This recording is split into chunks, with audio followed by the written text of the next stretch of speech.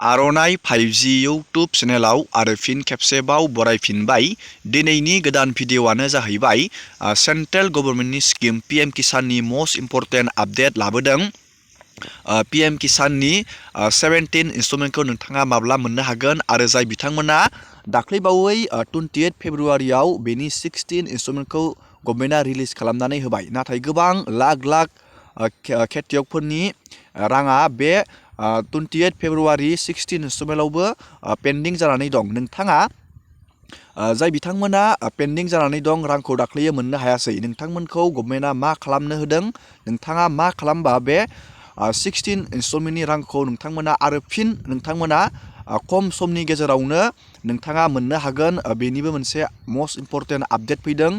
जोङो बेनि आपडेटखौ सावरायगोन आरो जाय बिथांमोना गोदानै बानायनानै डिस्ट्रिक्ट लेभेलाव पेन्डिं जानानै दं, नोंथांमोना बेखौ बोरै एप्रुभ बानायनो, बेनिबो मोनसे मस्ट इम्परटेन्ट आपडेटनि बागै जोङो दिनैनि नैबे भिडिअ'नि गेजेरजों नायगोन। नोंथाङा भिडिअ'खौ जोबजासे नायलांबाय थाबानो जाबाय आरो बेबायदिनो गोदान आपडेट, डिटेल स्किम, डिजिटेल खौरां मिथिनो थाखाय नोंथाङा चेनेलाव गोदानबा चेनेलखौ साबस्क्राइब खालामबानो जाबाय। जोङो गिबियावनो सावरायगोन जाय बिथांमोना दाख्लैबावै सोनाय 16 इनस्टलमेन्टनि रांखौ दाख्लै गोबां खेथियकआनो मोननो हायाखै। मानि थाखाय मोननो हायाखै, बेनि प्रब्लेमा फैदों DBT आरो EKYC। DBT आरो EKYC नोंथाङा बे मोननै खामानिखौ गभर्नमेन्टआ थाबैनो मावनानै होदों। जाय बिथांमोननि राङा स्टप जादों, नोंथांमोननि रांखौ बे नोंथाङा DBT आरो EKYC बे खामानिखौ मावोब्ला गभर्नमेन्टआ 31 मार्चनि गेजेराव आरो फिन नोंथांमोननो बे 16 इनस्टलमेन्टनि रांखौ गभर्नमेन्टआ रिलिज खालामनायनि मोनसे बिग आपडेट फैदों। EKYC आनो जाहैबाय, नोंथाङा बेखौ CSC सेन्टार, नोंथाङा नैबे पर्टेलनि जोहैबो, नैबे पेजनि जोहैबो नैबे EKYC नुदों, नोंथाङा नैबे EKYC आव थुबाथाय नोंथाङा बेयाव हारसिंबो जुदि नोंथाङा मबाइल फनजों रोंगोबा बेखौ बानायना लानो हायो, नाथाय बेयाव प्रब्लेम जायो। नोंथाङा बेखौ नैबेयाव आधार कार्ड नाम्बार होनानै नोंथाङा बेयाव इजियावनो, जुदि नोंथाङा मबाइल फननि अनलाइन खामानि रोङोबा नोंथाङा हारसिंनो बेखौ बानायना लानो हायो।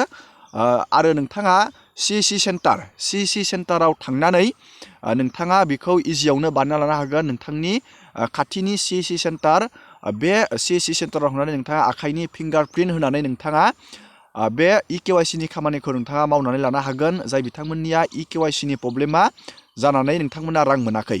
आरो मोनसेया DBT आनो जाहैबाय डाइरेक्ट बेनिफिट ट्रेन्सफार। DBT बेनो जाहैबाय डाइरेक्ट बेनिफिट ट्रेन्सफार। नैबे DBTनि जोहै गभर्नमेन्टआ नोंथांनि बेंक एकाउन्टजों आधारजों लिंक जानांगोन, अब्लासो नैबे DBTआ कानेक्ट जायो। गभर्नमेन्टआ डाइरेक्ट बेंक एकाउन्टआव फैसाखौ सोआ, नैबे DBT सिस्टेमनि जोहैसो नोंथांनियाव रांखौ गभर्नमेन्टआ सोयो। बे PM किसाननिल' रां नङा, सेन्ट्रेल गभर्नमेन्टनि जिखि जाया स्किमावनो नोंथाङा एप्लाइ खालामा मानो, बे DBTनि जोहैसो नोंथांनो रांखौ सोयो। नैबे DBTनि थाखायनो गोबां खेथियकफोरा PM किसाननि रांखौ मोनाखै। नोंथाङा थाबैनो आधारजों बेंकजों लिंक खालामनांगोन, नङाबा नोंथाङा पस्ट अफिसाव इण्डियान पस्ट पेमेन्ट बेंक मोनसे बे एकाउन्टखौ खुलिना लाबाथाय नोंथाङा इजियावनो नैबे DBTआ कानेक्ट जायो। आरो नोंथाङा जाय बिथांमोननिया DBTनि प्रब्लेम, नोंथांमोननि प्रब्लेमा, नोंथाङा इण्डियान पस्ट पेमेन्ट बेंक एकाउन्टखौ खुलिबा नोंथांनि प्रब्लेमा सल्भ जागोन। नोंथाङा बेखौ थाबैनो मावनानै लाबानो जाबाय। गभर्नमेन्टआ आरो फिन 31 मार्चनि गेजेराव बे रांखौ सोफिननायनि मोनसे बिग आपडेट होदों।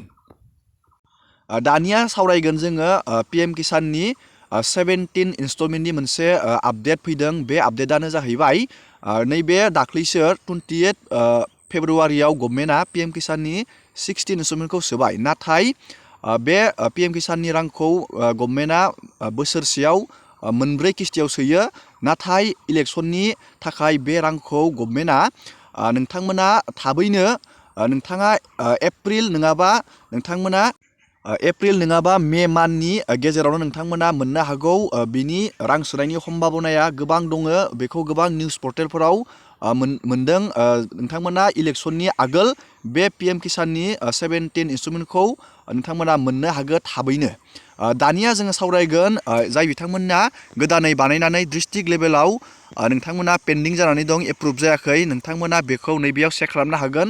नोंथाङा नैबे status of self register farmer नोंथाङा थांनानै नैबेयाव चेक खालामनो हागोन नोंथांनि गोदानै बानायनायफोरनि स्टेटासा एप्रुभ जाना जायाखै नोंथाङा नैबेयाव आधार कार्डनि नाम्बार आरो नैबे केपसाखौ नैबेयाव होनानै नोंथाङा बेयाव इजियावनो नोंथाङा नायनो हागोन जायनिया जायाखै नोंथांमोना बेखौ एग्रिकालसार अफिसाव नोंथांमोना थाबैनो खौरां लानांगोन नोंथाङा जुदि गोदानै एप्लाइ बानायनानै डिस्ट्रिक्ट लेभेलाव जुदि पेन्डिं जानानै दं नोंथाङा बेखौ थाबैनो एग्रिकालसार अफिसाव नोंथाङा खबर लानांगोन अब्लाना नोंथांनि खामानिया सल्भ जागोन